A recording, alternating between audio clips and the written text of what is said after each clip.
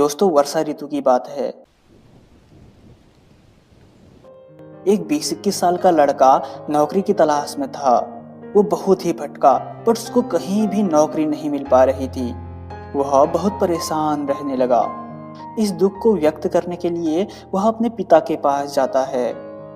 अपने जीवन को कोसते हुए वह अपने पिता से कहने लगा। उसका जीवन बहुत ही मुश्किल दौर से गुजर रहा है। उसके जीवन में एक दुख का समय जाता है तो दूसरा चला आता है। वह मुश्किलों से लड़ लड़ कर अब थक चुका है। पिता बेटे की इन बातों को सुनकर कुछ देर तो मौन रहे, लेकिन उसके बाद वो रसोई घर में जाने लगे। वहां जाकर उन्होंने 3 कढ़ाइयों में पानी डालकर उन्हें तेज आग पर रख दिया।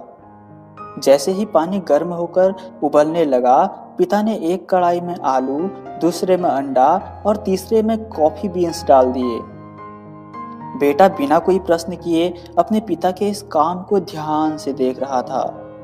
कुछ 15-20 मिनट के बाद उन्होंने आग को बंद कर दिया और एक कटोरे में आलू, दूसरे में अंडा और कॉफी बीन्स वाले पानी को एक कप में रख दिया। अब पिता ने उन तीनों को बेटे की तरफ दिखाते हुए कहा, इन्हें ध्यान से देखो।